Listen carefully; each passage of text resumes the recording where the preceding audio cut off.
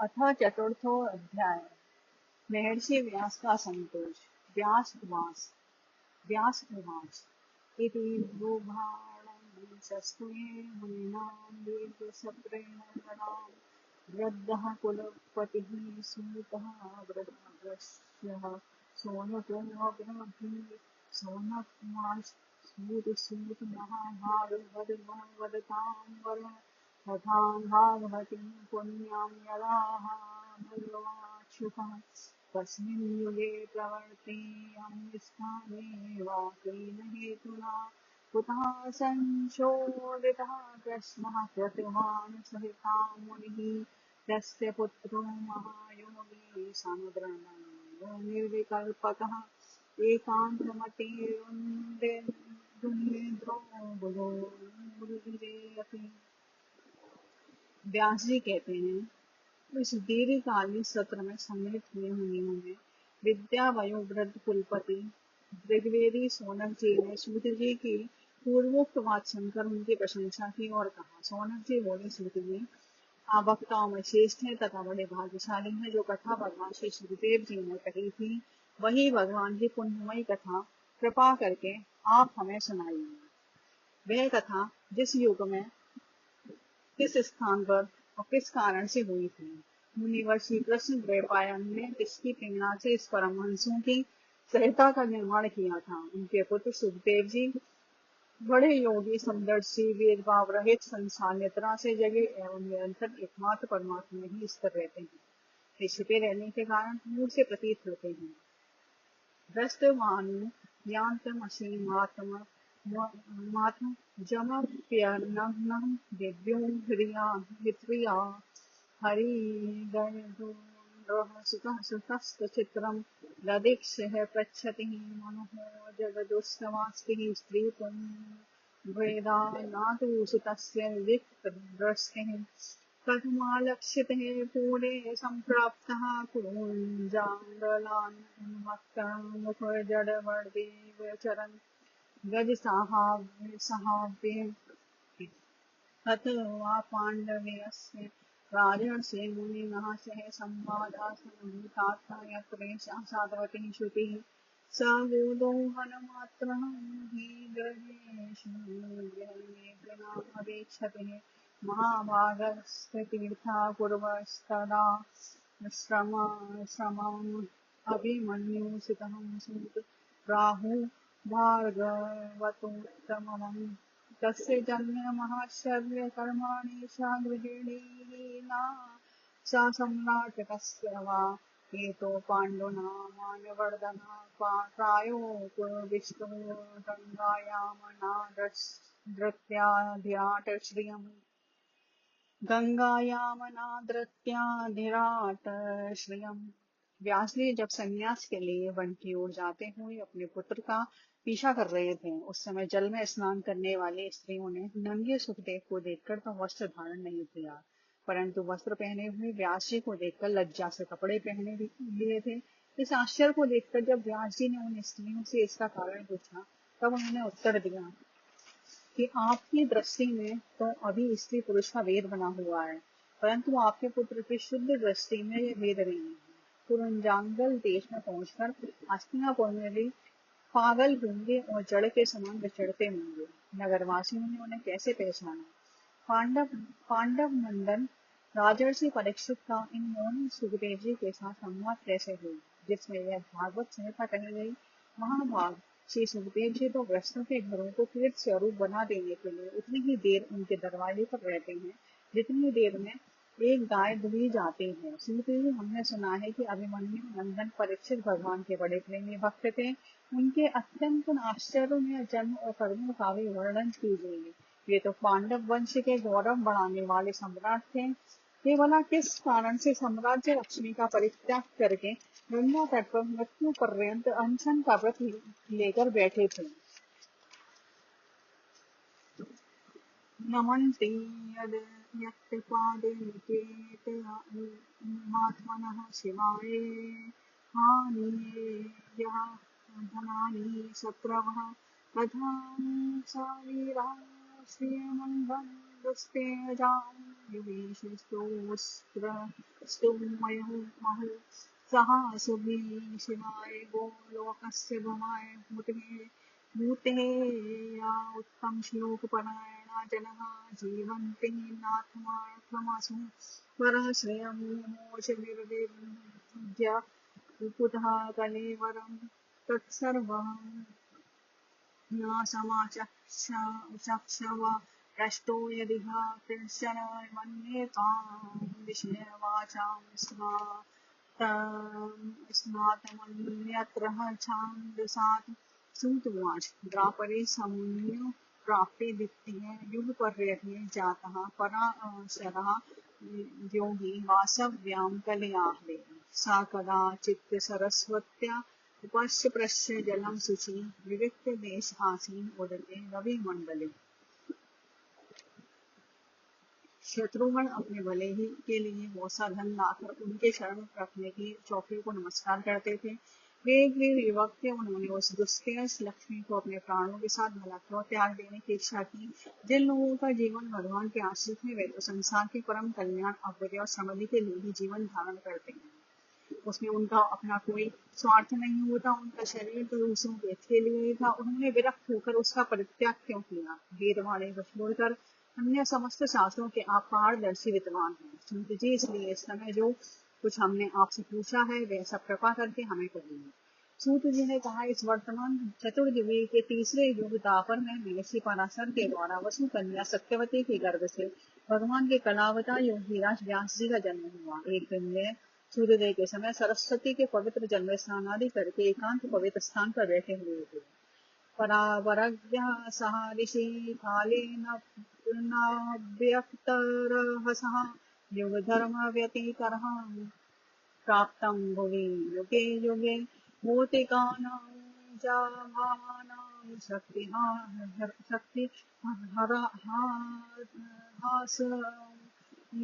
च तत्कृतम् अश्रद्धध्यानान्य सत्त्वान् दुर्मेध्यान् हर्षितायुष हस्तायुषः दुर्वाहाश्च जनान् वीक्ष्य मुनिर्गर्भेण चक्षुषा सर्ववर्णाश्रमाणां यदध्याौ यदध्यधिनो हितं विद्रकः चातुहोत्रहं कर्म शुद्धं प्रजानां वीक्ष्य वेदिकां यदधाद्य सन्तत्ते वेदमेकं चतुर्विधं विज्ञयु सामाथ व्राख्या वेदाश्चत्वारौदधृतः इतिहासपुराणं च पञ्चमो वेदयुज्यते तत्त्वेकमेतदर्हं वेदा सामहो जैमिनी कवि वैशम्पायनैरेको निष्णातो यजुषामुत अर्थर्वाङ्गिरसामावेद सुमन्तो द्रारुणो मुनिः इतिहासपुराणानां पितामेव हर्षण। महर्षि भूत और भविष्य को जानते थे। उनकी दृष्टि अचूक थी। उन्होंने देखा कि जिसको लोग जान नहीं पाते, ऐसे समय के फेर से प्रत्येक युग में धर्म संकटता और उसके प्रभाव से भौतिक वस्तुओं की भी शक्ति का ह्रास होता रहता है। संसार के लोग श्रद्धाहीन और शक्ति रहित हो जाते हैं। उनकी बुद्धि कर्तव्य का ठीक ठीक निर्णय नहीं कर पाती और आयु भी कम हो जाती है। लोगों की इस भाग्यहीनता को देखकर उन मुनीश्वर ने अपनी दिव्य दृष्टि समझते समस्त वर्णों आश्रमों का हित कैसे हो, इस पर विचार किया। उन्होंने सोचा कि वेदोक्त शातुहोत्र कर्म लोगों का हृदय शुद्ध करने वाला इस दृष्टि से यज्ञों का विस्तार करने के लिए उन्होंने एक ही वेद के 4 विभाग कर दिए। व्यास जी के द्वारा ऋक, यजु, साम और अथर्व इन 4 वेदों का उद्धार पृथक्करण हुआ। इतिहास और पुराणों को 5वां वेद कहा जाता है। इनमें से ऋग्वेद के तेल साम गान के विद्वान जैमिनी एवं यजुर्वेद के एकमात्र स्नातक वैशम्पायन हुए। अथर्ववेद में प्रवीण हुए तरुण नंदन सुमंतो मुनि। इतिहास और पुराणों के स्नातक मेरे पिता रोमहर्षण थे।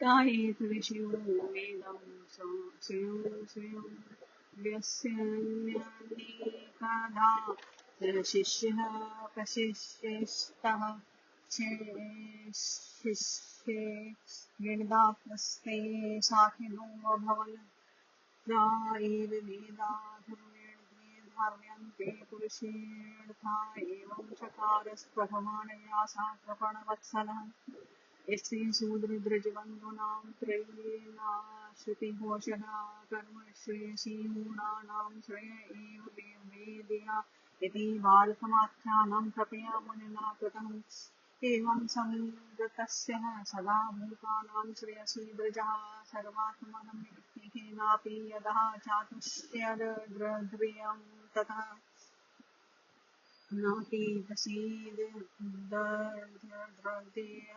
सरस्वत्यास्तटे सुषोऽपि वितर्कयन् विविक्तस्तः इदं प्रोवाच धर्मवित् धृतव्रतेन हि मया छन्दांसि गुरवो अज्ञानमेह मानितः निर्वर्यलीयकेन गृहीतं चानुशासनम्।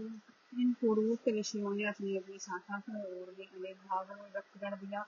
इस प्रकार शिष्य प्रशिष्य और उनके शिष्यों द्वारा वेदों की बहुत सी शाखाएं बन गई। कम समझ वाले पुरुषों पर कृपा करके भगवान वेदव्यास ने इसलिए ऐसा विभाग कर दिया कि जिन लोगों को स्मरण शक्ति नहीं है या कम है वे वेदों को धारण कर सकें। स्त्री शूद्र और पतित्र जाति तीनों ही वेद श्रवण के अधिकारी नहीं है, इसलिए कल्याणकारी शास्त्रोक्त कर्मों के आचरण में भूल कर बैठते हैं। अब इसके द्वारा उनका भी कल्याण हो जाए, यह सोचकर महामुनि व्यास जी ने बड़ी कृपा करके महाभारत इतिहास की रचना की। सोनकाली ऋषियों यद्यपि व्यास जी इस प्रकार अपनी पूरी शक्ति से सदा सर्वदा प्राणियों के कल्याण में ही लगे रहे, तथापि उनके हृदय को संतोष नहीं हुआ। उनका मन कुछ खिन्न सा हो गया। सरस्वती नदी के पवित्र तट पर एकांत पर बैठकर धर्मवेत्ता व्यास जी मन ही मन विचार करते हुए इस प्रकार कहने लगे। मैंने निष्कपट भाव से ब्रह्मचर्यादि व्रतों का पालन करते हुए वेद गुरुजन और अग्नियों का सम्मान किया है और उनकी आज्ञा का पालन किया है।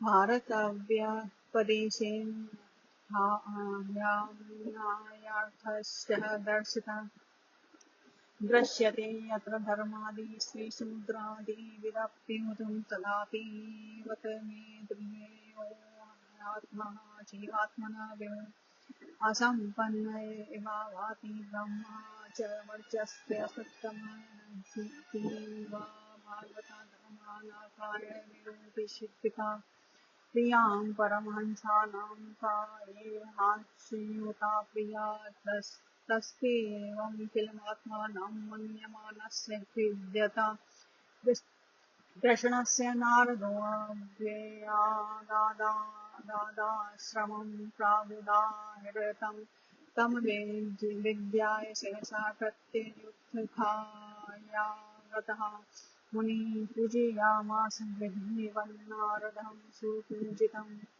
महाभारत की रचना के बहाने मैंने वेद के अर्थ को खोल दिया है, जिससे स्त्री सूत्र आदि भी अपने अपने धर्म का कर्म का ज्ञान प्राप्त कर लेते हैं। यद्यपि मैं ब्रह्म तेज से संपन्न एवं समर्थ हूँ, तथापि मेरा हृदय कुछ अपूर्ण काम सा जान पड़ता है। अवश्य ही अब तक मैंने भगवान को प्राप्त कराने वाले धर्म का प्राय निरूपण नहीं किया है। वे ही धर्म परमहंसों को प्रिय है और वे ही भगवान को ही प्रिय है। वो न हो मेरी अपूर्णता का यही कारण है।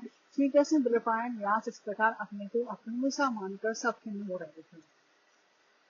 उनका मन कुछ खिन्न सा हो गया। सरस्वती नदी के पवित्र तट पर एकांत में बैठकर धर्मवेत्ता व्यास जी मन ही में विचार करते हुए इस प्रकार कहने लगे। मैंने निष्कपट भाव से ब्रह्मचर्यादि व्रतों का पालन करते हुए वेद गुरुजन अग्नियों का सम्मान किया है और उनकी आज्ञा का पालन किया है। महाभारत की रचना के बहाने मैंने वेद के अर्थ को खोल दिया है, जिससे स्त्री शूद्र आदि अपने अपने धर्म का ज्ञान प्राप्त कर लेते हैं। यद्यपि मैं ब्रह्म तेज से संपन्न एवं समर्थ हूँ, तथापि मेरा हृदय कुछ अपूर्ण काम सा जान पड़ता है। अवश्य ही अब तक मैंने भगवान को प्राप्त कराने वाले धर्मों का प्राय निरूपण नहीं किया है। वे ही धर्म परमहंस को प्रिय है और वे ही भगवान को भी प्रिय है। वो न हो मेरी अपूर्णता का यही कारण है कि श्री कृष्ण द्विपायन व्यास इस प्रकार अपने को अपूर्ण सा मानकर जब खिन्न हो रहे थे, उसी समय पूर्वोक्त आश्रम पर देवर्षि नारद जी आ पहुंचे। उन्हें आया देख व्यास जी तुरंत खड़े हो गए।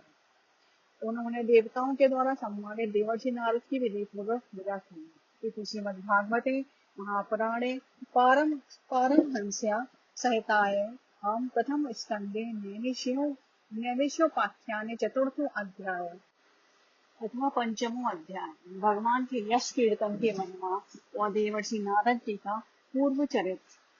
सूत उवाच अथ तं सुखमासीन उपासीनं बृहच्छ्रवः देवर्षिः प्रहा विप्रर्षिः वीणापाणिः स्मयन्निव। नारद उवाच पाराशर्य महाभाग भवतः कच्चिदात्मनः परितुष्यति शारीर आत्मा मानस एव वा जिज्ञासितं सुसम्पन्नमपि ते महदद्भुतं कृतवान् भारतं यस्तोऽयं सर्वार्थपरिगृहीतं जिज्ञासितमधीतं च यत यत्तद्ब्रह्म सनातनम् अथापि शोचस्यात्मानमतथार्थ एव प्रभु। सूत जी कहते हैं कि तदनंतर सुखपूर्वक बैठे हुए वीणा पाणी परम यशस्वी देवर्षि नारद ने मुस्कुराकर अपने पास ही बैठे ब्रह्म ऋषि व्यास जी से कहा। नारद जी से प्रश्न किया, महाभाग व्यास जी, आपके शरीर और मन दोनों ही अपने कर्म एवं चिंतन से संतुष्ट है ना? अवश्य ही आपकी जिज्ञासा तो भलीभांति पूर्ण हो गई है, क्योंकि आपने जो यह महाभारत की रचना की है वे बड़े ही अद्भुत है। वह धर्म आदि सभी पुरुषार्थों से परिपूर्ण है। सनातन ब्रह्म तत्व को भी आपने खूब विचारा है और जान ही लिया है। फिर भी प्रभु आप अकृतार्थ पुरुष के समान अपने विषय में शोक क्यों कर रहे हैं? व्यास उवाच असस्तेव मे सर्वमिदं योक्तं तदापि नात्मा परितुष्यति मे तन्मूलमव्यक्तमगाधुवेदं पृच्छामहे त्वयात्मा भवात्मभूतं स वेद समस्तगुणामुपासतो दत्तपुरुषं पुराणं परावरेशो मनसे विश्वं सजगत्यवत्यत्ति गुणैरसम् त्वं पर्यटन्नरकः इव त्रिलोके मन्त्रेश्वरो वायुरेवातमसाक्षिः तदावरेदन्वाणि धर्मतो रतिः सनातस्य मेन्युर्मलं विचक्ष्वः। श्रीनारद उवाच भवतानुदेतप्रायं यशो भगवतोऽमलम् यनेवासो न तुष्येत मन्ये सदर्शनम खिलम्। व्यास जी ने कहा, आपने मेरे विषय में जो कुछ कहा है वह सब ठीक ही है, वैसा होने पर भी मेरा हृदय संतुष्ट नहीं है। पता नहीं इसका क्या कारण है। आपका ज्ञान आधार है, आप साक्षात ब्रह्मा जी के मानस पुरुष है, इसलिए मैंने आपसे ही इसका कारण पूछा है। नारद जी, आप अत्यंत गोपनीय रहस्य को जानते हैं, क्योंकि आपने उन पुराण पुरुष की उपासना की है जो प्रकृति पुरुष दोनों के स्वामी और असंग रहते हुए ही अपने संकल्प मात्र गुणों के द्वारा संसार की सृष्टि स्थिति और प्रलय करते रहते हैं।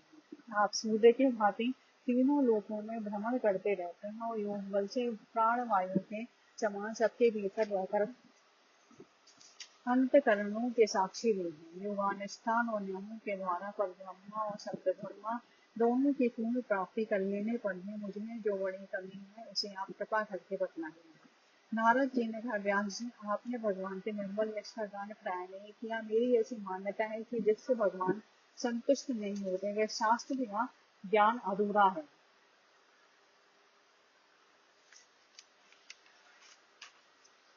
यथा धर्मादयिषार्था मुनिवर्याणो कीर्तिता न तथा वासुदेवस्य महिमा वर्णिता।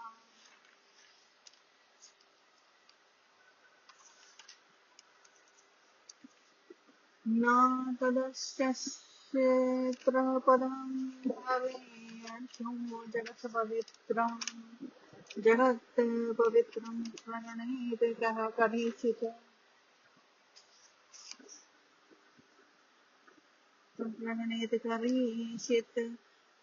तदवा यशां तीर्थमशन्ति मानसा न यत्र सा निर्मन्त्य निर्मन्त्या तर्गवाग्यव सर्वो जनताज्ञा विप्लवो यस्मिन् प्रदेशे लोकं भद्रपत्यपि नमान्यनन्तस्य यशो यशो गतानि यशृण्वन्ति गायन्ति गणन्ति साधवा निष्कमर्यमप्यज्योयुत भावमर्जितं नाशोभते ज्ञानमलं निरञ्जनं कुतहं पुनः शश्वद्भद्रमीश्वरे न चार्पितं कर्म यदप्यकारणम्। आपने धर्म आदि पुरुषार्थों का जैसा निरूपण किया है, भगवान श्री कृष्ण ने माता वैसा निरूपण नहीं दिया। जिस वाणी से चाहे वह रस भाव अलंकार आदि से युक्त ही क्यों न हो, जगत को पवित्र करने वाले भगवान श्री कृष्ण के यश का कभी गान नहीं होता। यह तो कुओं के लिए उच्छिष्ट फेंकने के स्थान के समान अपवित्र मानी जाती है। भगवान सरोवर के कमनीय कमल मन में बिखरने वाले अंशों की भांति ब्रह्मा धाम में विहार करने वाले भगवत चरणार विंदाश्रित परमहंस भक्त कवि उसमें रमण नहीं करते। इसमें विपरीत जिसमें सुंदर रचना भी नहीं है और जो दूषित शब्दों से युक्त नहीं है, परंतु जिसका प्रत्येक श्लोक भगवान के श्रेष्ठ सूचक नामों से युक्त है, वे वाणी लोगों के सारे पापों का नाश कर देती है। क्योंकि सत्पुरुष ऐसी ही वाणी का श्रवण गान कीर्तन किया करते हैं। वह निर्मल ज्ञान ही जो मोक्ष की प्राप्ति का साक्षात साधन है। यदि भगवान की भक्ति से रहित हो तो उसकी उतनी शोभा नहीं होती। फिर जो साधन और सिद्धि दोनों ही दशाओं में सदा ही अमंगल रूप है, वे काम में कर्म और जो भगवान को अर्पण नहीं किया गया है, ऐसा अधिभूत निष्काम कर्म वे कैसे सुशोभित हो सकता है। अथो महाभागवतानमोत्रकशुचिश्रवा सत्यरतो धृतव्रतनारूपमस्याखिलवन्दमुक्तिः समाधिनानुस्मर चेदीरे चेष्टितं ततोऽन्यथां किञ्चनं यदेव क्षतं कथं दृशस्ततरूपनामधि न कुत्रचित्तवापि न चादुस्थिता मतिर्लभेते वाता हतं देवास्पदम् जुगुप्सितं धर्मकृतेऽनुशासितं सेवोरक्तस्य महान् शीघ्रं तदा यतो धर्म इति परमस्थितो न मन्यते तस्य निवारणं जनः विचक्षणोऽस्यार्हति वेदतं योरनन्तपारस्य निर्वृत्तसुखं प्रवर्तमानस्य गुणैर्नाथमनस्ततो भवान् दर्शनं चेष्टितं विभो। महामार्ग व्यास जी, आपकी दृष्टि अमूढ़ है, आपकी कीर्ति अपवित्र है, आप सत्य नारायण एवं दृढ़व्रत हैं। इसलिए अब आप संपूर्ण जीवों को बंधन से मुक्त करने के लिए समाधि के द्वारा अचिंत शक्ति भगवान की लीलाओं का स्मरण कीजिए। जो मनुष्य भगवान की लीला के अतिरिक्त और कुछ कहने की इच्छा करता है, वह उस इच्छा से ही निर्मित अनेक नाम और रूपों के चक्कर में पड़ जाता है। उसकी बुद्धि भेदभाव से बढ़ जाती है। जैसे हवा के झरोखों से जगमगाती हुई ढोंगी को कहीं भी ठहरने का और ठोर नहीं मिलता, वैसे ही उसकी चंचल बुद्धि कहीं भी स्थिर नहीं हो पाती। संसारी लोग स्वभाव से ही विषयों में फंसे हुए हैं। धर्म के नाम पर आपने उन्हें निंदित पशु हिंसा युक्त सकाम कर्म करने की भी आज्ञा दे दी है। ये बहुत ही उल्टी बात है, क्योंकि मूर्ख लोग आपके वचनों से पूर्वक निंदित कर्म को ही धर्म मानकर यही मुख्य धर्म है ऐसा निश्चय करके उसका निषेध करने वाले वचनों को ठीक मान नहीं मानते। भगवान अनंत है। कोई विचारवान ज्ञानी पुरुष की संसार की ओर से निर्वक्त होकर उनके स्वरूप भूत परमानंद का अनुभव कर सकता है। अतः जो लोग परमार्थिक बुद्धि से रहित हैं और गुणों के द्वारा नचाए जा रहे हैं, उनके कल्याण के लिए ही आप भगवान की लीलाओं का सर्वसाधारण के हित की दृष्टि से वर्णन कीजिए। त्यक्त्वा चरणाम्बुज हरे नृजन्य पकवोऽथं वत्ते तत्तो यदि यत्र को भावद्रमुष्यति को वार्थः अभजतां स्वधर्मतः तस्यैव हेतुः प्रयतेत कोविदो न लभ्यते यद् भ्रमतामुपर्यथः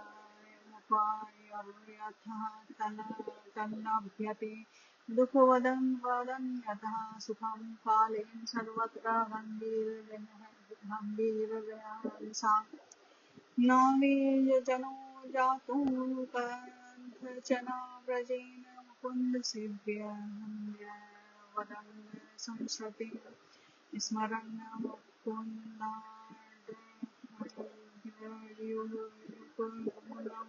पुनर्गृहातुमिच्छेल्य सहर्षकृयो यतः इदं हि विश्वं भगवानेवेतरो यतो जगतस्थान निरोधसम्भवः तद्विषयं वेदभवास्तथापि एकलतादेशमात्रः भवतः तदनुसेतम्। जो मनुष्य अपने धर्म का परित्याग करके भगवान के चरण कमलों का भजन सेवन करता है, भजन परिपक्व हो जाने पर तो बात ही क्या है, यदि इससे पूर्व भी उसका भजन छूट जाए तो क्या कहीं भी उसका कोई अमंगल हो सकता है। परंतु जो भगवान का भजन नहीं करते और केवल स्वधर्म का पालन करते हैं, उनको उनसे लाभ मिलता है। लेकिन मनुष्य को चाहिए कि वे उसी वस्तु की प्राप्ति के लिए प्रयत्न करें जो तिनके से निकल ब्रह्म पर्यंत समस्त ऊंचे नीचे योनियों कर्मों के फलस्वरूप आने जाने पर भी स्वयं प्राप्त नहीं होती। संसार के विषय सुख जैसे बिना चेष्टा के दुख मिलते हैं, वैसे ही कर्म के फल रूप में अचिंत्य गति समय के खेल से सबको सर्वत्र स्वभाव से ही मिल जाते हैं। इसमें आशी जो भगवान श्री कृष्ण के चरणारविंद का सेवक है, भजन न करने वाले कर्मी मनुष्यों के समान बेवाद कभी बुरा भाव हो जाने पर भी जन्म मृत्यु में संसार में नहीं आता। भगवान के चरण कमलों के आलिंगन का स्मरण करके फिर उसे छोड़ना नहीं चाहता। उसे चस्का जो लग चुका है, जिनसे जगत की उत्पत्ति स्थिति और प्रलय होते हैं, वे भगवान ही इस विश्व के रूप में रहती है। ऐसा होने पर भी वे इससे विलक्षण है, इस बात को आप स्वयं जानते हैं, तथापि मैंने आपको असंकेत मात्र कर दिया।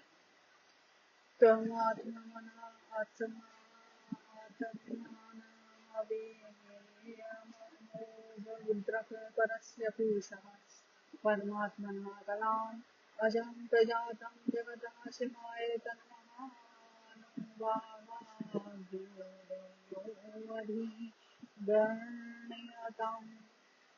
इदं हि विशस्त्रतपसः श्रुतस्य वा स्वस्थस्य सुप्तस्य च दत्तयोरवेच्युथोऽर्थं कविभिर्निरूपितो यदुक्तं श्लोकगुणानुवर्णं वर्णम्यं पुरातीतमवेऽभवं मुनेर्दस्यास्तु कस्याश्चन वेदवादिनां निरूपितो बालकैव योगिनां शुश्रूषणे प्रावरसि निर्विवक्षताम्।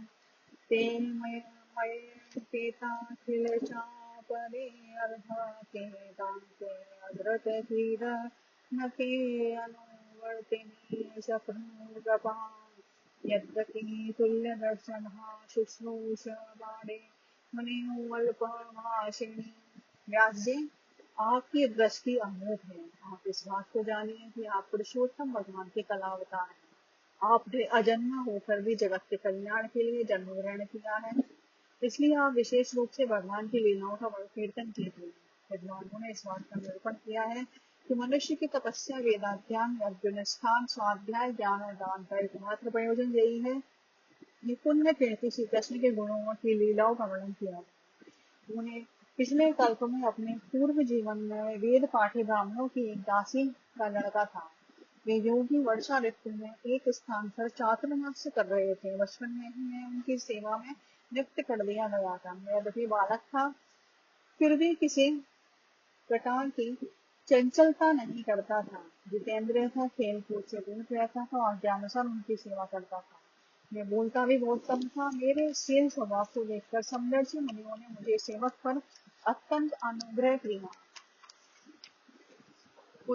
उच्छिष्ट लेपानि नूमोदितो दृजे सततस्मा भुज्ये तदमास्तु किल्बिषः। एवं प्रवर्तस्य विशुद्धचेतसस्तद्रहं जीवात्मरुचिः प्रजायते। तत्रान्वयं कृष्णकथां प्रगायतां गृहेणा शृणो वः मनोहरा ताः मयानुपदम्। विष्णुवतः प्रियश्रवस्यं यं मामा भगवद्रुचिः तस्मै तस्मैस्तदा लब्धरुचिरेन्द्रावणे प्रियश्रवस्य खलितामतिमनों ययामि तत्सदसत् स्वे मायया पश्ये मयि ब्रह्मणि कल्पितं परिमेत्यं सर्वत्रावशीकाभृतं हरे विष्णुवतुं यशो अमलं सत्सङ्कीर्त्यमानं मुनिभिर्नाथभिः भक्तिः प्रवृत्ता अथ अमरजस्तमूपः। उनकी अनुमति प्राप्त करके बर्तनों में लगा हुआ जूठन मैं एक बार उठा लिया करता था। इसमें मेरे सारे पाप धुल गए। इस प्रकार उनकी सेवा करते करते मेरा हृदय शुद्ध हो गया और वे लोग जैसा भजन भजन करते थे उसमें मेरी रुचि हो गई। प्यारे व्यास जी, उस सत्संग में लीला गान परायण महात्माओं के अनुग्रह से मैं प्रतिदिन श्री कृष्ण की मनोहर कथाएं सुना करता था। प्रसन्नता पूर्वक एक एक पद श्रवण करते करते प्रिय प्रेरित भगवान में मेरी रुचि हो गई। उन्हें जब भगवान में मेरी रुचि हो गई तब उन मनोहर कीर्ति प्रभु में मेरी बुद्धि भी निश्चल हो गई। उस बुद्धि से मैं संपूर्ण सत और असतरूप जगत को अपने परब्रह्म स्वरूप आत्मा में माया से कल्पित देखने लगा। इस प्रकार सरल वर्षा इंदु ऋतुओं ने तीनों समय महात्माओं ने श्री हरि के निर्मल यश का संकीर्तन किया और मैं प्रेम से प्रतिभा सुनता रहा और चित्त के रजोगुण तमोगुण को नाश करने वाली भक्ति का मेरे हृदय में प्रादुर्भाव हो गया। दश्येयं मे अनुरक्तस्य प्रश्रयस्तस्य तेन सह श्रद्धानस्य बालस्य दान्त्यस्यानुचरस्य च ज्ञानं गुह्यातं यतच्च साक्षात् भगवतोदितम् अन्वयोचनं भविष्यन्तं कृपयादेन वत्सलाञ्जलिर्वां भगवतो वासुदेवस्य वेदसा मायानो भावविदं गच्छन्ति तत्पदम् तच्च संसूचितं धर्मस्थापत्य चिकीर्त्य सुतं प्रयदीश्वरे भगवत्कृतं भावितम् आमेयो यस्य भूतानां जायते सुब्रतं तदेवहाय हेयामेयं द्रव्यं नाहमेयं द्रव्यं च न पुनाति चिकित्सितम् एवं नृणां क्रियायोगा सर्वे संसति हेतवः नैवात्मविनाशाय कल्पन्ते कल्पितः परे तदत्रं क्रियते कर्म भगवत्परितोषणं ज्ञानं यत्तदधीनं हि भक्तियोगसंयुतं कुर्वाणां यत्र कर्माणि भगवच्छेषया सततं गुणन्ति गुणनामानि कृष्णस्यानुस्मरन्ति च। मैं उनका बड़ा ही अनुरागी था, विनयी था। उन लोगों की सेवा से परे मेरे पाप नष्ट हो चुके थे। मेरे हृदय में श्रद्धा थी, इंद्रियों का संयम था एवं शरीर वाणी और मन से मैं उनका आज्ञाकारी था। इन दीन वत्सल महात्माओं ने जाते समय कृपा करके मुझे उस गुह्यात्म ज्ञान का उपदेश किया जिसका उपदेश स्वयं भगवान ने अपने स्वरूप से किया। उस उपदेश से ही जगत के निर्माता भगवान श्री कृष्ण की माया के प्रभाव को मैं जानता था, जिसके जान लेने पर उनके परम पद की प्राप्ति हो जाती है। सत्य संकल्प विनाशी पुरुषोत्तम भगवान श्री कृष्ण के प्रति समस्त कर्मों को समर्पित कर देना ही संसार के तीनों पापों की एकमात्र उचित है। ये बात मैंने आपको बतला दी है। प्राणियों को जिस पदार्थ के सेवन से जो रोग हो जाता है वही पदार्थ चिकित्सा विधि के अनुसार प्रयोग करने पर क्या उस रोग को दूर नहीं करता। इसी प्रकार यद्यपि सभी कर्म मनुष्यों को जन्म मृत्यु रूप संसार के चक्र में डालने वाले हैं, तथापि जब वे भगवान को समर्पित कर दिए जाते हैं तब उनका कर्तव्यपना ही नष्ट हो जाता है। इस लोक में जो शास्त्र विहित कर्म भगवान की प्रसन्नता के लिए किए जाते हैं उन्हीं से पराभक्ति युक्त ज्ञान की प्राप्ति होती है। उस भगवत दृढ़ कर्म के मार्ग में भगवान के आज्ञानुसार आचरण करते हुए लोग बार बार भगवान श्री कृष्ण के गुण और नामों का कीर्तन तथा स्मरण करते हैं। नमो भगवते तुभ्यं वासुदेवाय धीमहि प्रचोदयामि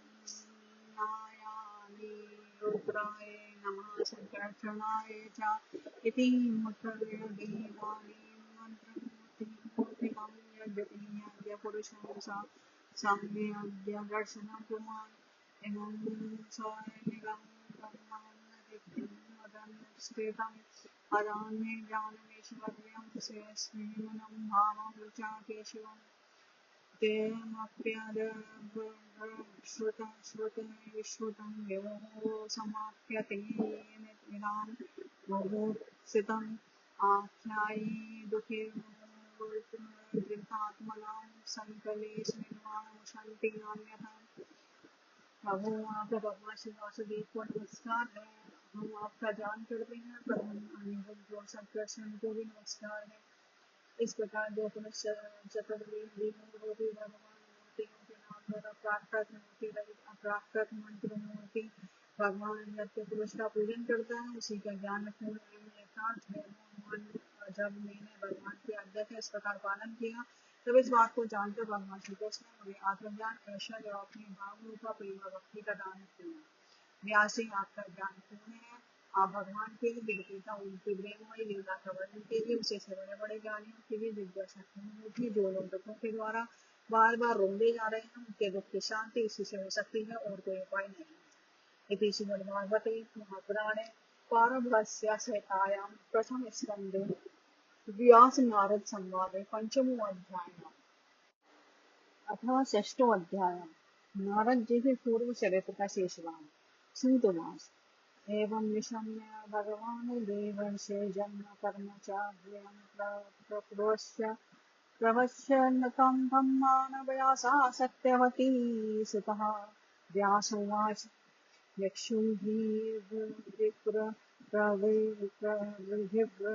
विप्रवसितिः विज्ञानादृश्यविस्तव वर्तमानो व्यस्य व्याघ्रे तथा किं करोद भवान् स्याम्भोतया प्रत्यावर्तितं ते परमं दया कथं चेदोदस्त्राक्षिः काले प्राप्ते कलेवरं प्राक्कल्पविषयामिताम् विस्मृतिं ते सुरसत्तमा ताहुषि व्यवधात काल एव सर्वनिराकृति। श्री सूत्री कहते हैं सोनक जी देवर्षि नारद के जन्म और साधना की बात सुनकर सत्यवती नंदन भगवान श्री व्यास जी ने उनसे फिर यह प्रश्न किया।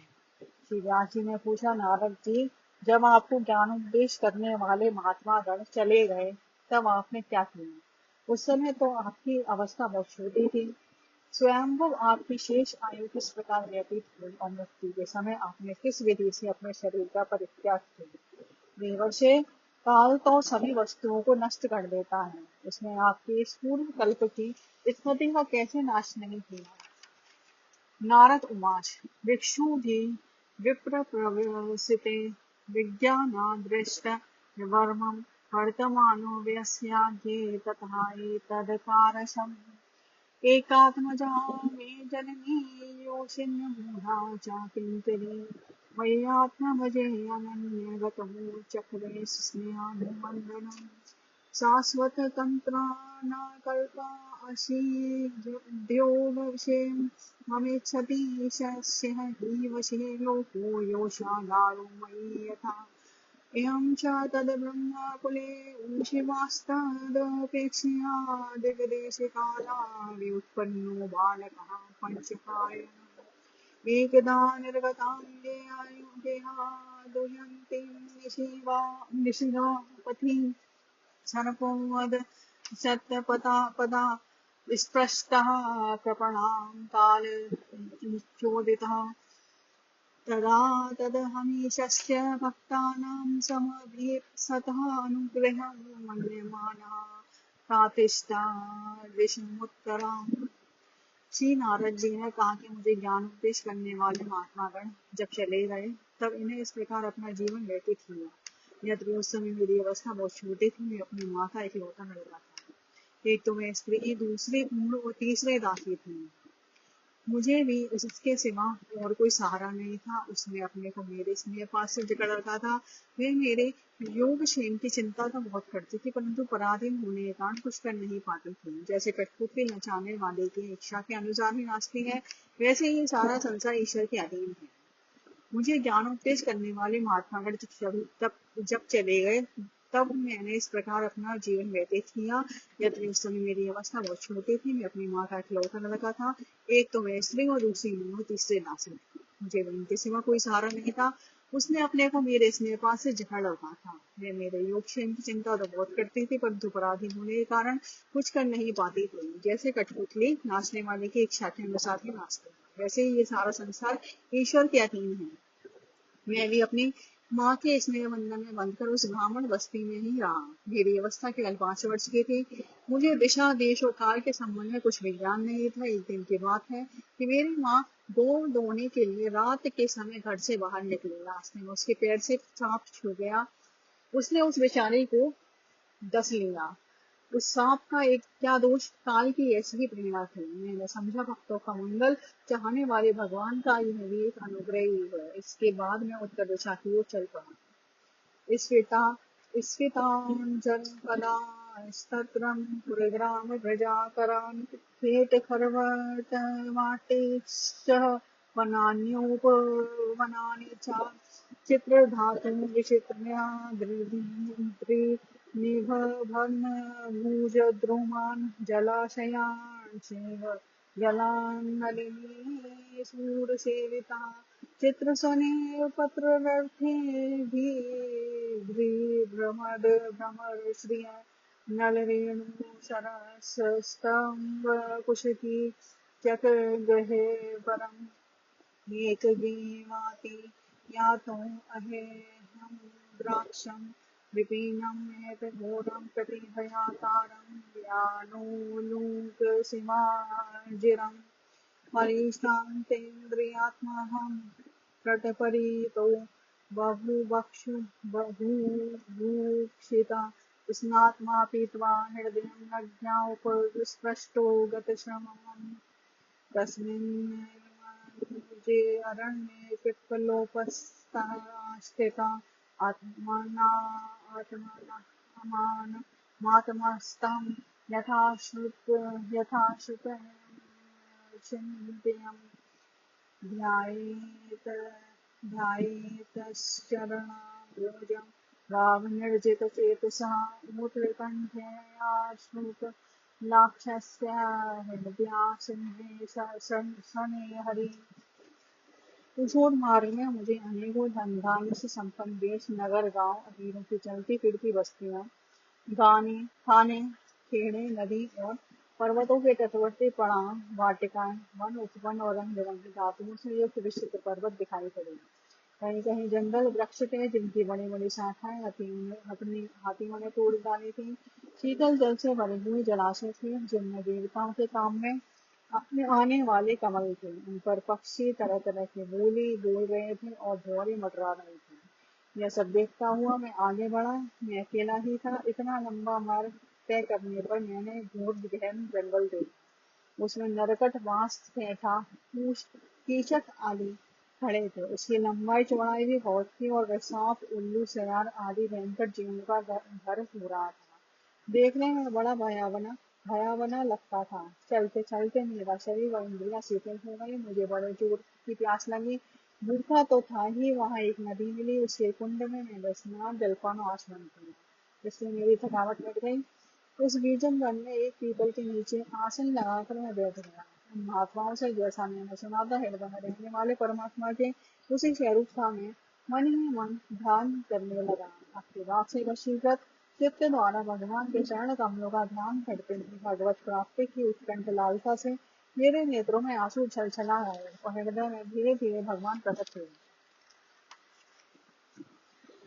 प्रेमाति भर निर्बंधा पुलकांगुमूर्ति निर्वधा आनंद संपलवेलिनो नामस्य भुवयं मुने रूपं भगवतो यतन्नमनकान्तं सुचापहम् अपश्यन्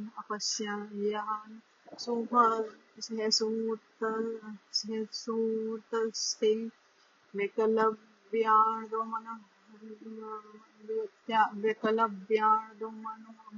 इव दिद्रक्षुस्तदेहं वयं प्राणिदाये मनो हृदयं दीक्ष्य वीक्षमाणोऽपि नामस्तेऽहमवित्रप्त इवातुर एवं व्यतन्तं विजने मामाह गोचरो गिरां गम्भीरस्वनया वाचा सूचः प्रशमन्ये यः हन्तास्मिन् जन्मनि भवान् मां द्रष्टुमिहार्ति अविपक्वकषायाणां दुदर्शोऽयं कुयोगिनां सन्ततयदिदर्शितं रूपमेतत् कामायेति अनघ्यमत्तकामासनके साधु सर्वान् हृदक्षयमायान्। व्यास जी, उस समय प्रेम भाव से अत्यंत उद्रेक से मेरा रोम रोम पुलकित हो उठा, हृदय अत्यंत शांत और शीतल हो गया। उस आनंद के गाढ़ में ऐसा डूब गया कि मुझे अपना और ध्येय वस्तु का तनिक भी भान न रहा। भगवान का वह अनिवर्चनीय रूप समस्त शोकों का नाश करने वाला मन के लिए अत्यंत दुर्भावना था। सहसा उसे न देखना बहुत ही विकल हो गया और मनमना सा होकर आसन से उठ खड़ा हुआ। मैंने उस स्वरूप का दर्शन फिर करना चाहा, किंतु मन को हृदय में समाहित करके बार बार दर्शन की चेष्टा करने पर भी मैं उसे नहीं देख सका। मैं अतृप्त के समान आतुर हो उठा। इस प्रकार निर्जन वन में मुझे प्रश्न करते थे। स्वयं भगवान ने जो वाणी के विषय नहीं दी है, बड़ी गंभीर और मधुर वाणी से मेरे शोक को शांत करते हुए कहा, खेद है कि इस जन्म में तुम मेरा दर्शन नहीं कर सकोगे। जिनकी वासनाएं पूर्णतः शांत नहीं हो गई हैं, उन अतिकच्चे योगियों को मेरा दर्शन अत्यंत दुर्लभ है। निष्पाप बालक, तुम्हारे हृदय में मुझे प्राप्त करने की लालसा जागृत करने के लिए ही मैंने एक बार तुम्हें अपनी रूप की झलक दिखाई है। मुझे प्राप्त करने की आकांक्षा से युक्त साधक धीरे धीरे हृदय की संपूर्ण वासनाओं का भलीभांति त्याग कर देता है। तत्सेवया दीर्घयाते जाता मही दृढ़ा महिमति हितमावद्यमिमं लोकं गन्तामज्जनतामसि मतिमहि निवद्रेणं न विपद्येदितहीर्चित् प्रजा सर्वनिरोधे अपि स्मृतिश्च मदनुग्रहात् एतावदुक्त्य परगान् तन्निहतभूतं नभोलिङ्गमलिङ्गमीश्वरम् इहं च तस्मै महतां महीयसे शिष्णावनां विदधे अनुकम्पित नामान्यं तस्य पठन् गुणीयानि भद्राणि कृतानि च स्मरन् गां पर्यटस्तुष्टमनः गतस्म्यहं कालं प्रतीक्षन् विगुणोऽयमक्षरम् एवं प्रश्नमते सत्यस्यामलात्मनः कालः प्रादुर्भूतकाले तडितसोदामणि यथा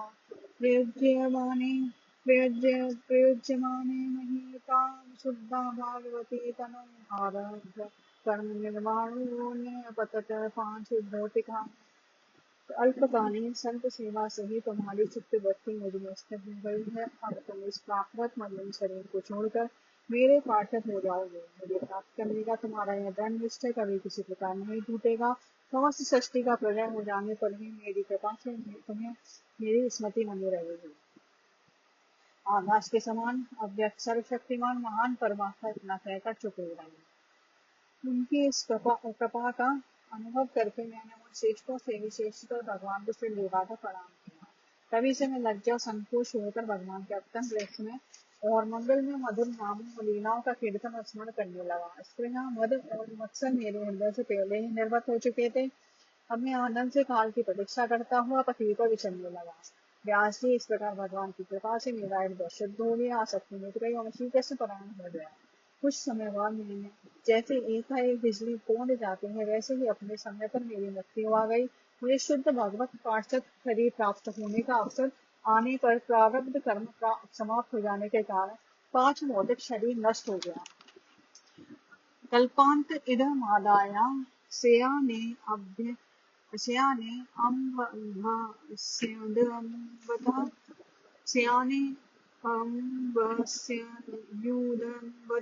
शिशिये शोरनु प्राणः विविशे अन्तरः विभो ज्येष्ठयुगपर्यन्ते उत्थायेदं शिश्रजक्षतं मरीचिर्मिश्रः ऋषिः प्राणिभ्योऽहं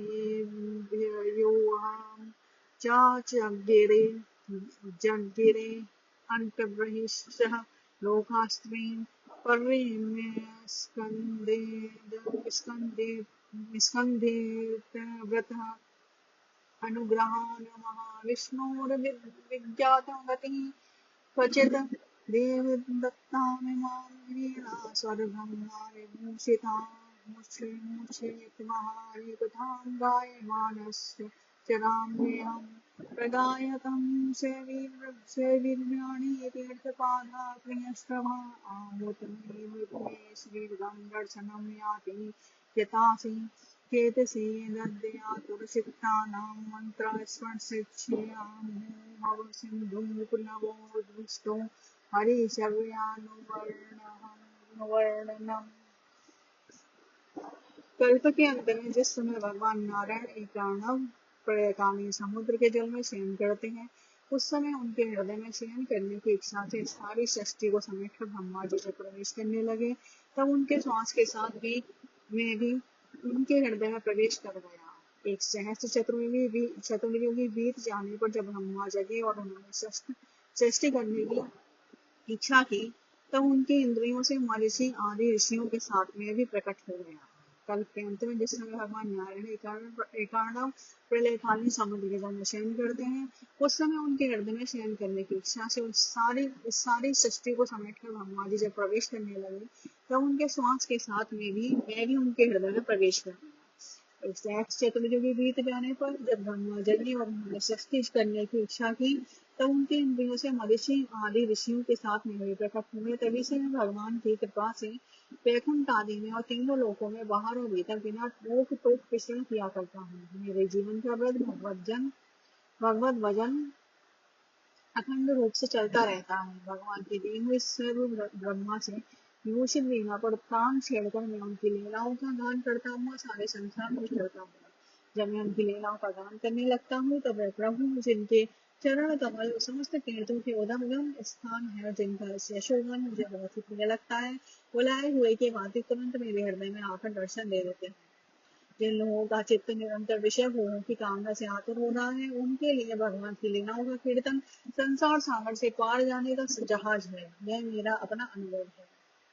यमादि योग पढ़ते काम लोग हतों मुकुंद सेवया तथा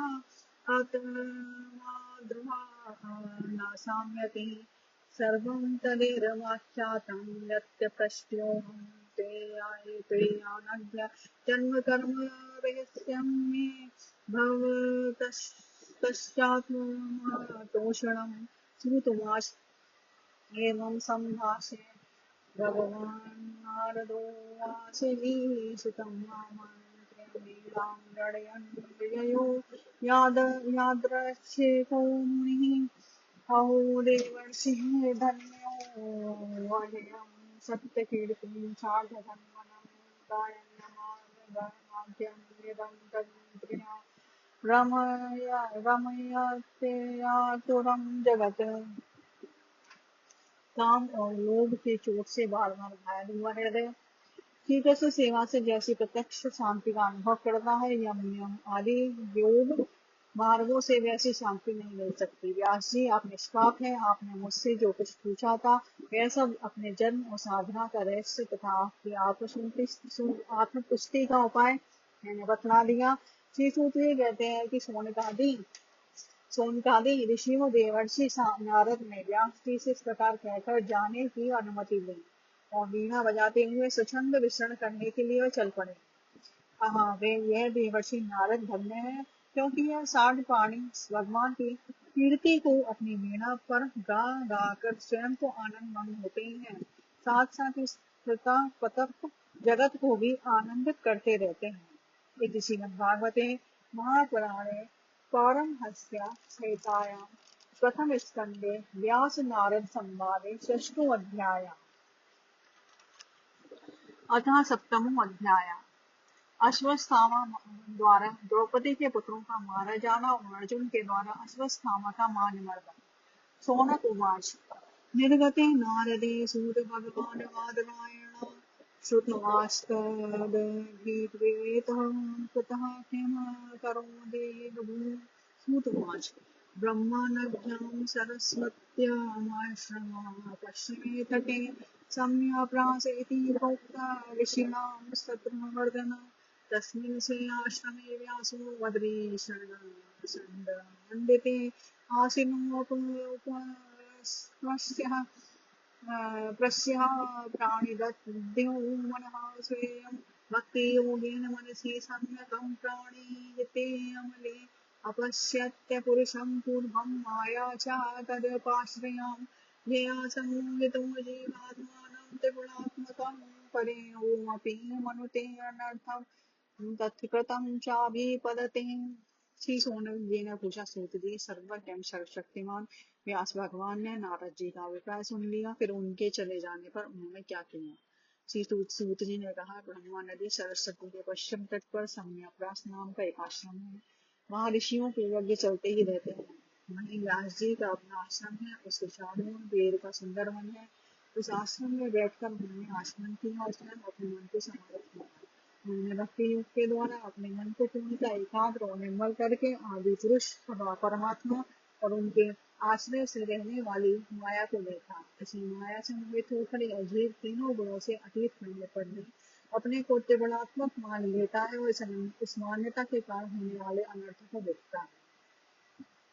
अनर्थोपशम साक्षात् भक्ति योग मदोक्षजे लोकस्याजानजो विद्याश्चक्रे सात्वत सहिताम् यस्यां वे श्रूयमाणायां प्रश्ने परं पुरुषे भक्तिर्व्युत्पद्यते पूषा शोकमोहभयापहा सा सहितां मालवतीं कृत्वानुक्रम्य चात्मजं सुखमध्यापयामास सुखमध्यापयामास निर्वृत्तिनिरतः मुनिः। शौनकवाच स वे निर्वृत्तिनिरतः सर्वत्रयोपेक्षको मुनिः तस्य वा गृहति नेतामात्मा रामः समाध्यसतः। श्रुतवाच आत्मा रामस्य मुनियो निर्ग्रन्थाप्युरुविक्रमे कुर्वन्ते हेतुभिः भक्तिमित्थं भूतगुणो हरि हरे गुणा हरे गुणानश्चित्तमतिः भगवान् वादरायणे अध्यगानमेदाख्यानः नित्यं विष्णु जनप्रियम्। इन अनर्थों की शांति का साक्षात साधन है केवल भगवान का भक्ति योग, परंतु संसार के लोग इस बात को नहीं जानते। यही समझकर उन्होंने इस परमहंसों की संहिता श्रीमद् भागवत की रचना की। इसके श्रवण मात्र से पुरुषोत्तम भगवान श्री कृष्ण के प्रति परम प्रेममयी भक्ति हो जाती है, जिससे जीव के शोक मोह भय नष्ट हो जाते हैं। उन्होंने इस भागवत संहिता का निर्माण और पुनरावृत्ति करके इसे अपनी निर्भक्ति परायण पुत्र श्री सुखदेव जी को पढ़ाया। श्री सोनक जी ने पूछा, श्री सुखदेव जी तो अत्यंत निर्भक्ति परायण है, उन्हें किसी भी वस्तु की अपेक्षा नहीं है, ये सदा आत्मा में ही रमण करते हैं। फिर उन्होंने इसलिए इस विशाल ग्रंथ का अध्ययन किया। श्री सूत जी ने कहा कि जो लोग ज्ञानी हैं, जिनकी अविद्या की गांठ खुल गई है और जो सदा आत्मा में ही रमण करने वाले हैं, वे भी भगवान की हेतु रहित भक्ति किया करते हैं, क्योंकि भगवान के गुण ऐसे मधुर हैं जो सबको अपनी ओर खींच लेते हैं। फिर श्री सुखदेव जी तो भगवान के भक्तों के अत्यंत प्रिय और स्वयं भगवान वेदव्यास के पुत्र हैं। भगवान के गुणों ने उनके हृदय को अपनी ओर खींच लिया और उन्होंने उससे विवश होकर ही इस विशाल ग्रंथ का अध्ययन किया है।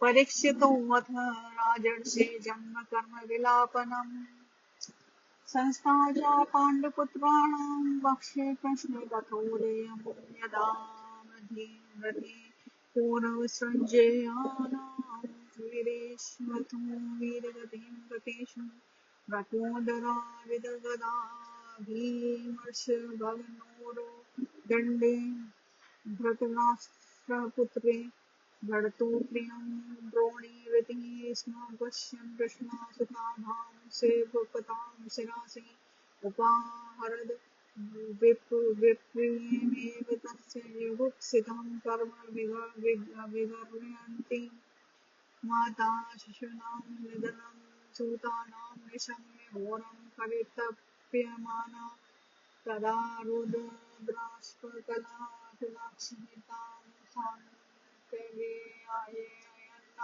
किरीटमाली।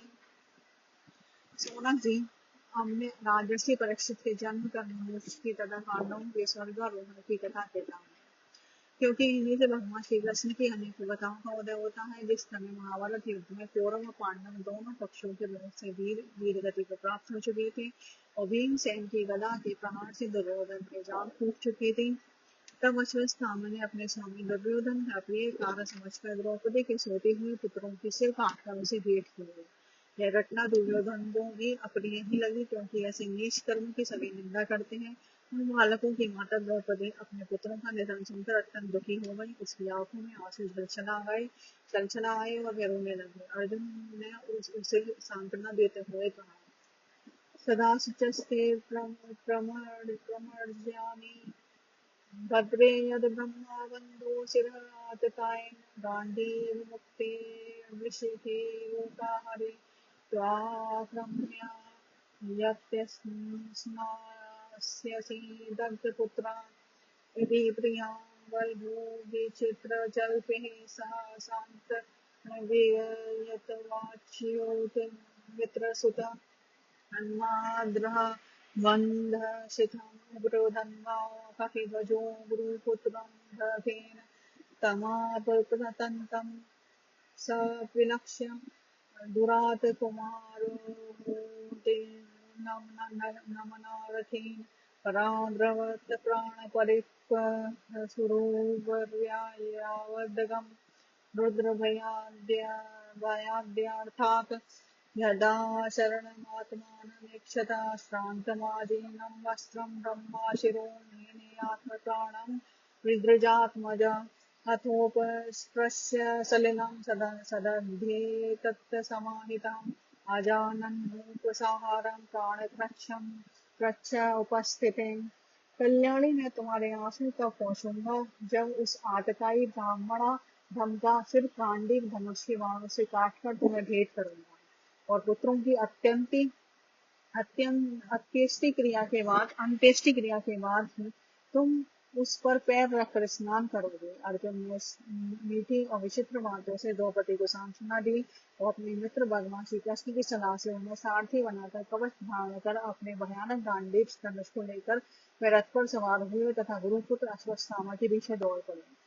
बच्चों की हत्या से अश्वत्थामा का भी मन उद्विग्न हो गया था। जब उसने दूर से ही देखा कि अर्जुन मेरी ओर झपटे हुए आ रहे हैं, तब वह अपने प्राणों की रक्षा के लिए पत्नी पर जहां तक भाग सकता था रोड से भयभीत सूर्य की भांति भागता रहा।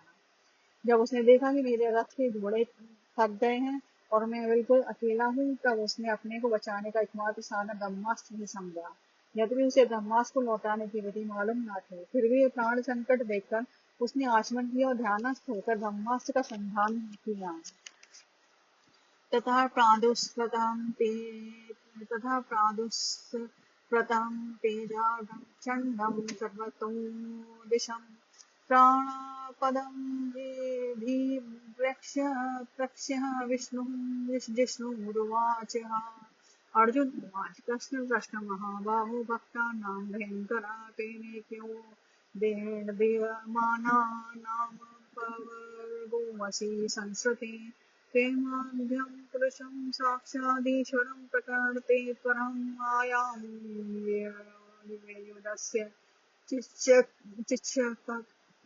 चिच्छक्तया केवल्ये स्थिते आत्मनि सा एव जीवलोकस्य मायामोहितचेतसः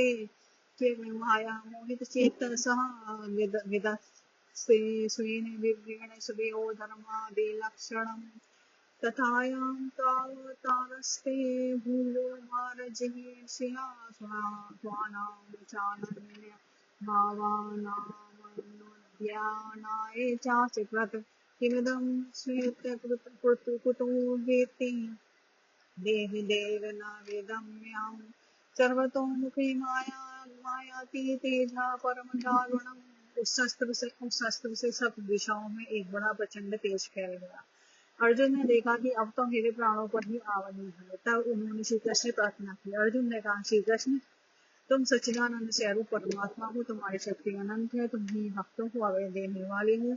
जो संसार के ददकते हुए आग में जल रहे हैं, उन जीवों को उससे उबारने वाले एकमात्र तुम ही हो। तुम प्रकृति से परे रहने वाले आदि पुरुष साक्षात परमेश्वर हो। अपनी चित्त शक्ति स्वरूप शक्ति से वही रंग एवं त्रिगुणमयी माया को दूर भगाकर अपने अद्वितीय स्वरूप में स्थित हो। वही तुम अपने प्रभाव से माया मोहित जीवों के लिए धर्माधिरूप कल्याण का विधान करते हो। तुम्हारा यह अवतार पृथ्वी का भार हरण करने के लिए और तुम्हारे अनन्य प्रेमी भक्तजनों के निरंतर स्मरण ध्यान करने के लिए है। स्वयं प्रकाश स्वरूप श्री कृष्ण यह भयंकर तेज सबों से मेरी ओर आ रहा है। यह क्या है, कहाँ से, क्यों आ रहा है, इसका मुझे बिल्कुल पता नहीं है। श्री भगवानुवाच वित्थेदं द्रोणपुत्रस्य ब्रह्मास्त्रं प्रदर्शितम् निवासो वेदसाहरं प्राणवादोपस्थितेनास्यान्नात्तं कृञ्चेदस्त्रं प्रत्यवकर्षणं देहास्त्रतेज उन्नद्ब्रह्मस्त्रज्ञो अस्त्रतेजसा सूतुवाच श्रुत्वा भगवता प्रोक्तं फागुनं परिवीरः स्पष्टपावपापस्तं परिक्रम्य ब्रह्मायाये सन्दधि सहृदयान्योन्यभूयोस्तेजसि सरसंव्रतभक्तिः रोदसी तं च बभ्रधाते बहिन्यवति दृष्ट्वास्त्रे तेजस्तु तयोस्त्रीलोकान् प्रदहन्नमिहत देहे देहे देहे देहामाना प्रजा सर्वासां मसतः प्रयोपपल्लवमालक्ष्य लोकव्यापिकरं च तम मतः मतं च वासुदेवस्य संजहाराजुन्नुत्रयम्। भगवान ने कहा, अर्जुन, यह अश्वत्थामा का चलाया हुआ ब्रह्मास्त्र है। यह बात समझ लो कि प्राण संकट उपस्थित होने से उसने इसका प्रयोग तो कर दिया है, परंतु वह इस अस्त्र को लौटाना नहीं जानता। किसी भी दूसरे अस्त्र में दूसरे इसको दबा देने की शक्ति नहीं है। तुम शस्त्रास्त्र विद्या को भली भांति जानते ही हो। ब्रह्मास्त्र के तेज से ही इस ब्रह्मास्त्र की प्रचंड आग को बुझा दो। सूत जी कहते हैं कि अर्जुन विपक्षी वीरों को मारने में बड़े प्रवीण थे। भगवान की बात सुनकर उन्होंने आचमन किया और भगवान की परिक्रमा करके ब्रह्मास्त्र के निवारण के लिए ब्रह्मास्त्र का ही संधान किया। बाणों से बेचते तो उन दोनों ब्रह्मास्त्रों के तेज प्रलयकालीन सूर्य एवं अग्नि के समान आपस में टकराकर सारे आकाश और दिशाओं में फैल गए और बढ़ने लगे। तीनों लोगों को जलाने वाली उन दोनों अस्त्रों की बढ़ी हुई लपटों से प्रजा जलने लगी। उसे देखकर सबने यही समझा कि यह प्रलय काल की सांवर्तक अग्नि है। उस आग से प्रजा का और लोगों का नाश होते देखकर भगवान की अनुमति से अर्जुन ने उन दोनों को ही लौटा दिया।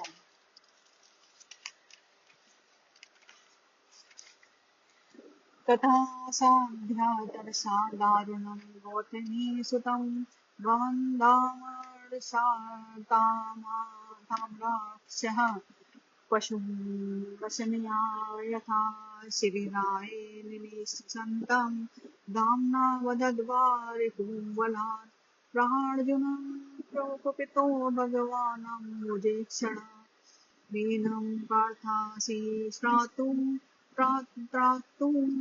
ब्रह्मबन्धुमिमं जहि नागसा सुप्ता नवधीर्नसि बालकान् मत्तं प्रमत्तमुन्मत्तं सुप्तं बालं स्त्रियं जडं प्रपन्नं वीरथा पिदं नरुनारिपुं हन्ति धर्मविदं क्षेत्राणान् यः परप्राणे प्रेयो शरणात्यग्रणफलं तदस्तस्य यदोषाघात्यपुमान् प्रतिश्रुतं च भगवता पाञ्चाल्ये शृण्वतो मम आहरिष्ये शिरस्तस्य यस्ते माननी पुत्रः तदसो वध्यतां पापात् सात्तायात्मबन्धोहा भर्तुष्यः विप्रियं वीर प्रथमान कुलापासना। अर्जुन की आंखें क्रोध से लाल लाल हो रही थी। उन्होंने झपट कर उस क्रूर अश्वत्थामा को पकड़ लिया और जैसे कोई रस्से से पशु को बांध ले वैसे ही बांध लिया। अश्वत्थामा को बलपूर्वक बांधकर अर्जुन ने जब शिविर की ओर ले जाना चाहा तब उनसे कमलनयन भगवान श्री कृष्ण ने कुपित होकर कहा, अर्जुन, इस ब्राह्मण धर्म को छोड़ना ठीक नहीं है। इसको तो मार भी डालो। इसने रात में सोए हुए निरपराध बालकों की हत्या की है। धर्मवीर पुरुष असावधान मत वाले पागल सोए हुए बालक स्त्री विवेक ज्ञान शून्य शरणागत रथहीन और वह वीर शत्रुओं को कभी नहीं मारते, परंतु यह दुष्ट और क्रूर पुरुष दूसरों को मारकर अपने प्राणों का पोषण करता है। उसका वध ही उसके लिए कल्याणकारी है, क्योंकि वैसी आदत को लेकर यदि वह जीता है तो और भी पाप करता है। उन पापों का कारण नरकगामी होता है। फिर मेरे सामने ही तुमने द्रौपदी से प्रतिज्ञा की थी कि मानवती, जिसने तुम्हारे पुत्रों का वध किया है उसका सिर मैं उतार लाऊंगा। इस पापी कुलांगार आतताई ने तुम्हारे पुत्रों का वध किया है और अपने स्वामी दुर्योधन को भी दुख पहुंचाया है, इसलिए अर्जुन इसे मार भी डालो। एवं परीक्षिता धर्मं पार्थं कृष्णेन चोदितं चेत् निच्छद्यन्ति गुरुसूतं यज्ञप्यातमेहनं महान् अथोपेत्यं शिविरं भूमिप्रियसारथिं निवेदयत्तं प्रियाय शोचन्ति आत्मजान् हतान् तथा अहिर्व्रतं पशुवत् पाशुभद्रमवाङ्मुखं कर्मयुगुप्सितेन निरीक्ष्य कृष्णापकृतः गुरोऽसुतं वामस्वभावाकृपयां च उपवास चास अन्त्यस्य वन्दनानेन सती मुच्यतामीश ब्रह्मणो नितरां गुरुम् सरहस्योदनुवेदं सर्वेतरगोपसंयम् अस्त्रग्रामस्य भवता शिक्षितो यदनुग्रहात् स एष भगवान् द्रोणः प्रजारूपेण वर्तते तस्यात्मनोऽर्थम् अर्धम् पत्तन्यास्ते नान्वगादेवसुप्रपि। भगवान श्री कृष्ण ने अर्जुन के धर्म की परीक्षा लेने के लिए इस प्रकार प्रेरणा की, परंतु अर्जुन का हृदय महान था। यद्यपि अश्वत्थामा ने उनके पुत्रों की हत्या की थी, फिर भी अर्जुन के मन में गुरुपुत्र को मारने की इच्छा नहीं हुई। इसके बाद अपने मित्र और शांति श्री कृष्ण के साथ वे अपने युद्ध शिविर में पहुंचे। वहां अपने मृत पुत्रों के लिए शोक करती हुई द्रौपदी को शिष्य सौंप दिया। श्री कृष्ण ने देखा कि अश्वत्थामा पशु की तरह बांध कर लाया गया है। निंदित कर्म करने के कारण उसका मुख नीचे की ओर झुका हुआ है। अपना अनिष्ट करने वाले गुरुपुत्र अश्वत्थामा को इस प्रकार अपमानित देखकर द्रौपदी का कोमल हृदय कृपा से भर गया और भराया और उसने अश्वत्थामा को नमस्कार किया। गुरुपुत्र का इस प्रकार बांध कर लाया जाना सती द्रौपदी को सहन नहीं हुआ। उसने कहा, छोड़ दो और इन्हें छोड़ दो। यह ब्राह्मण है, हम लोगों के अत्यंत पूजनीय हैं, जिनकी कृपा से आपने व्यक्ति के साथ सारे धनुर्वेद और प्रयोग तथा उपसंहार के साथ संपूर्ण शास्त्रों का ज्ञान प्राप्त किया है। वे आपके आचार्य द्रोण ही पुत्र के रूप में आपके सामने खड़े हैं। उनकी अर्धांगिनी कपि अपने वीर पुत्र की ममता से ही अपने पति का अनुगमन नहीं कर सकते, वे अभी जीवित है। तदा धर्मज्ञ महाभाग भवदीव गौरवं कुलमं व्रजनं नारहति प्राप्तुं पूज्यं वन्दधीक्षणशः मारोदितस्य जननी गोतनी पतिदेवता यथाहं मृतवत्सार्ता रोधिम्यश्वं किमुः ये मोपितं ब्रह्माकुलं राजन्यैर्जितात्मभिं ततः कुलं प्रदहत्याशु सानुबन्धं सुचाप्यर्थम् स्मृतोवाच तमर्यम्यायां शङ्करुणं निर्वल्यलेतं समन्वयितं राजा धर्मसुतो राज्ञा प्रत्यनन्ददृचो दृजा नकुलं सुहृदेवश्यं योधानो धनञ्जयः भगवान देवकी पुत्रों ये चाने यास्य योषिता।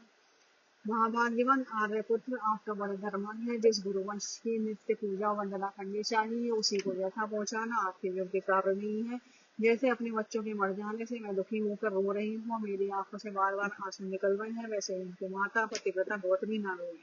यह उच्छृंखल राजा अपने कुकृत्यों से ब्राह्मण कुल को कुपित कर देते हैं। वह कुपित ब्राह्मण कुल उन राजाओं को सब परिवार शोकाग्नि में डालकर शीघ्र ही भस्म कर देता है। सूची ने कहा शौनकादि ऋषियों द्रौपदी के बाद धर्म न्याय के अनुकूल थी, उसमें कपट नहीं था, करुणा और समता थी। अतएव राजा युधिष्ठिर ने रानी के इन हितवादी श्रेष्ठ वचनों का अभिनंदन किया। साथ ही नकुल, सहदेव, सात्यकी, अर्जुन, स्वयं भगवान श्री कृष्ण और वहां पर उपस्थित सभी नर नारियों ने द्रौपदी की बात का समर्थन किया।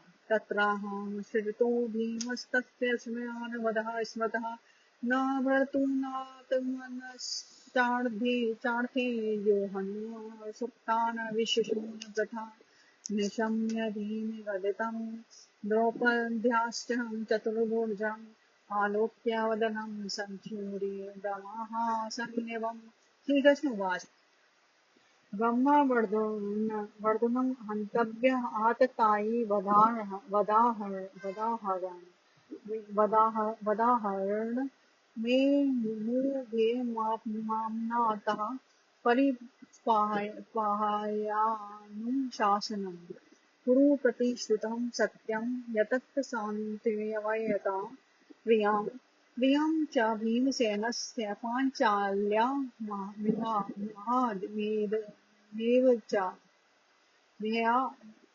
मेव च।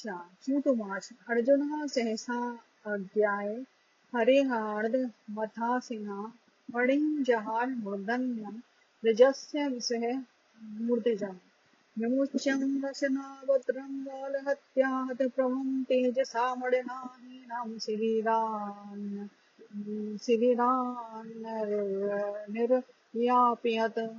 उस समय क्रोधित होकर भीमसेन ने कहा, जिसने सोते हुए बच्चे को न अपने लिए और न अपने स्वामी के लिए बल्कि व्यर्थ ही मार डाला, उसका तो वध ही उत्तम है। भगवान श्री कृष्ण ने द्रौपदी और भीमसेन की बात सुनकर अर्जुन की ओर देखकर कुछ हंसते हुए से कहा। भगवान श्री कृष्ण बोले, पतित ब्राह्मण का वध नहीं करना चाहिए, आगताई को मार ही डालना चाहिए। शास्त्रों में मैंने ही ये दोनों बातें कही हैं, इसलिए मैं मेरी दोनों आज्ञाओं का पालन करूं। तुमने द्रौपदी को सांत्वना देते समय जो प्रतिज्ञा की थी उसे भी सत्य करो, साथ ही भीमसेन और द्रौपदी और मुझे जो प्रिय हो वह भी करो। सूत्री कहते हैं कि अर्जुन भगवान के हृदय की बात तुरंत उतार गए और उन्होंने अपनी तलवार से अश्वत्थामा के सिर की मणि उसके बालों के साथ उतार ली। बालकों की हत्या करने से वह श्रीहीन तो पहले ही हो गया था, अब मणि और ब्रह्म तेज से भी वह रहित हो गया। इसके बाद उन्होंने रस्सी का बंधन खोलकर उसे शिविर से निकाल दिया।